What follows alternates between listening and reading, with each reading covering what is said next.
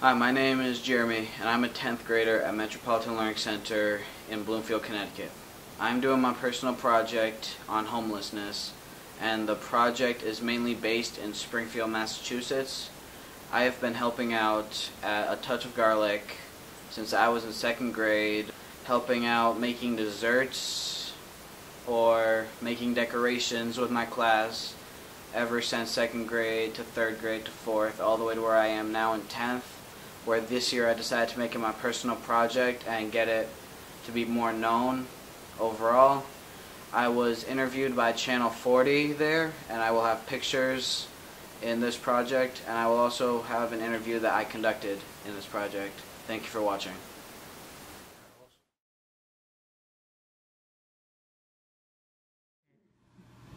What was your inspiration to start this organization? So the first question about it is that Human Resources Unlimited has been around since 1970. So I was not with the agencies in 1970, but it was actually started on the grounds of Belchertown State School as a vocational training center for folks with developmental disabilities. The area around homeless services we've been doing for about 20 years or more. We were recognizing, because I operate programs for folks with mental illness, we were recognizing that there were a lot of homeless individuals who had mental illness who were not being able to be reached and who were really kind of getting lost in the shuffle. And so we were able to get funding from the Department of Health to provide homeless employment services for folks. So that we were able to reach out to the shelters like the Worthington Street Shelter and then the Samaritan Inn Shelter in Westfield, to reach out and connect with homeless individuals who were deemed mentally ill but also wanted to work, and to start working with them to help them to get the resources that they needed and get the support that they needed. Do you help people find jobs or just housing? Both. Yeah. So we have the housing program that we have right now is for people who are homeless and mentally ill and live in the areas of Springfield and Westfield. And it's not large by some other standards. We have about 22 units of permanent housing, so that someone would be referred to us, and if we had an opening, we would assist them in getting an apartment on of their own that would be in our lease's name, and they would pay 30% of their income. And then we would support them in whatever way we needed to, 24/7, to be able to help them stay successful. However, there's also an expectation for folks coming into our housing services that we want to help them become more self-sufficient. And just giving them an apartment, which is great, doesn't also help them to become more self-sufficient and independent. So we have an expectation that people are going to set goals around going back to school, getting additional training, or to go back to work. And we've been able to help a lot of people who have formerly been homeless to be able to go back to work. What are some areas in Springfield or Westfield that you feel need the most help? Some areas meaning the kind of services that are lacking? Is that what you're asking? Yeah, absolutely. I still think there's not enough housing, although I think the city of Springfield's done a really nice job over the last few years with what's called a Housing First model. I don't know if that's something that you've learned about. So Housing First model was started in New York City, and it basically is saying, you know, oftentimes people who are homeless have had to jump through hoops to be able to get to have an apartment of their own. They need to be clean and sober, they need to have an income, they need to have this, and what they were finding was, for the chronically homeless, which is people who have been on the streets or in shelters for a long time, what they started to do is just say, we're just going to give you an apartment, and then we're going to wrap services around you. And that model actually is proving to be much more successful than having people have these long waiting periods or have to demonstrate this or that. So I think there's definitely a need for more apartments. I think there's definitely a need for more kind of wraparound services for people to help them stay stable in their apartments. Because oftentimes when people are housed, they still have a lot of needs. They still have issues with substance abuse, or they still have mental health issues, or they still have issues just coping. You know, they didn't get homeless just, you know, by chance. They still have many issues around coping with stress or coping with keeping a job and all of that, so that there's a lot more services needed to help people to be able to live successfully than there's currently money for. Are you guys funded by the state?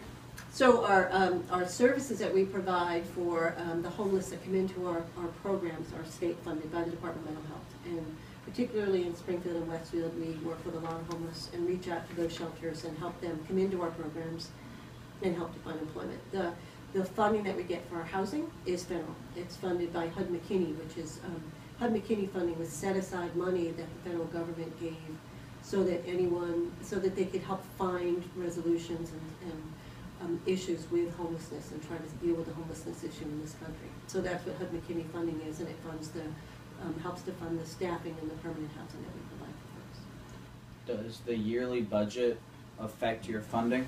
Oh, absolutely, particularly with the state. The funding for the permanent housing, while it's not ideal, they do give us enough money to help pay the leasing costs, the rent costs.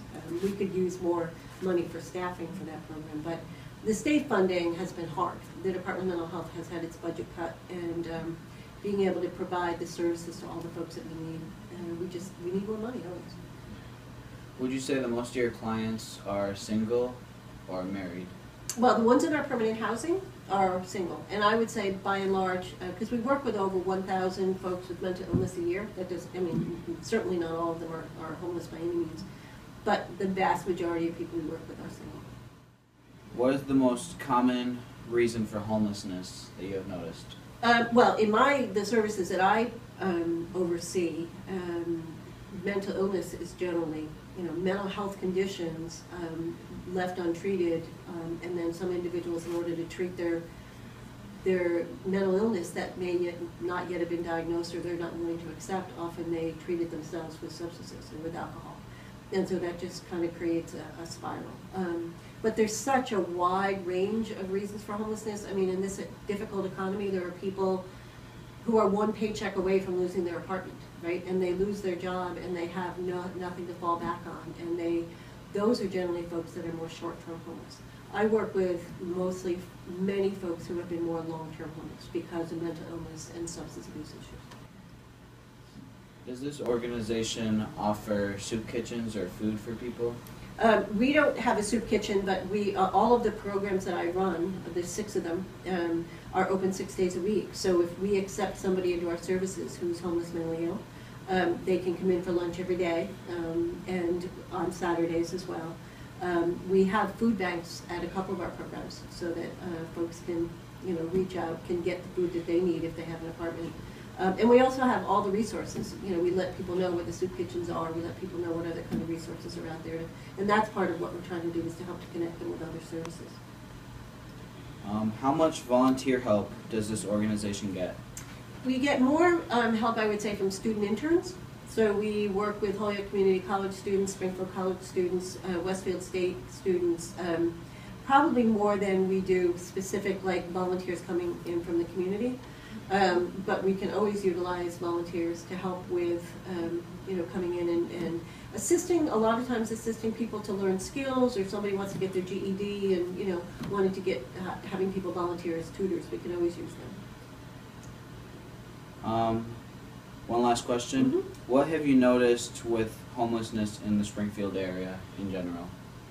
What have I noticed? I've noticed a number of things. One, Springfield tends to be sort of a place, because it has a large shelter, where you get people coming from all over. Because with a large shelter, if other shelters are closed, they can't accept them. So I would say that. I would say that in Springfield, because the criteria for acceptance aren't quite as strict in terms of whether you're actually using alcohol or substances or something, that some people who are really still actively using might find their way here. I think that from a positive standpoint, when they just did the point-in-time count in January to find out if there's homeless living on the streets, they found very few. So I think the work that's been done over the last few years in Springfield has really helped to reduce the number of chronic homeless, and I think that's a really good thing. The other good thing is that they opened a large center with the Friends of the Homeless on the Worthington Street Shelter. So there's a large center there now for folks to go during the day to get training, to help them find jobs and all that, and I think that's a really positive thing as well. And I think that the community has really worked hard to identify the resources that people need. So I think that the city of Springfield has, I think, really embraced the issue of homelessness as a problem that they want to solve and to try to end. Thank you. You're welcome. The other day I woke up and took a ride with my grandmother, and we went to a corner store to get a couple of things my mom asked for. But then I seen this homeless man sitting down with tears in his eyes, and I always told God if I had it I would give it, so I gave him a couple dollars. He was telling me the other day he was feeling so hopeless, hasn't eaten nothing in 3 days. Then he said, God bless you, man. So when I got in the car, I decided to write these lyrics down. No, I'm not a religious person, but I believe in lending a hand. What if that were you and you were in need of $1, some food or some water? Every day you gotta wake up, walking in traffic with the plastic cup, asking people for some extra change, praying that today you'll get enough, just enough to feed your hungry stomach. You're so close to just giving up. If you can. Every time that you give, it's a step that you take to creating a better world, so let's give back. If you can. Every time that you give, it's a step that you take to creating a better world, a better world. I try to set an example for my younger siblings to follow.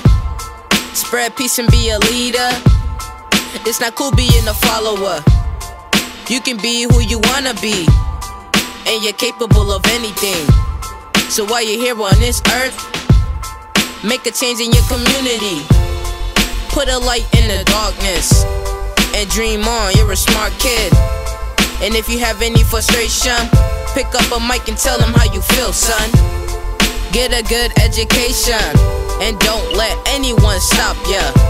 Enlighten the mind, how your thoughts, enlighten the mind, how your thoughts, If you can. Every time that you give, it's a step that you take to creating a better world, so let's give back. If you can. Every time that you give, it's a step that you take to creating a better world, a better world.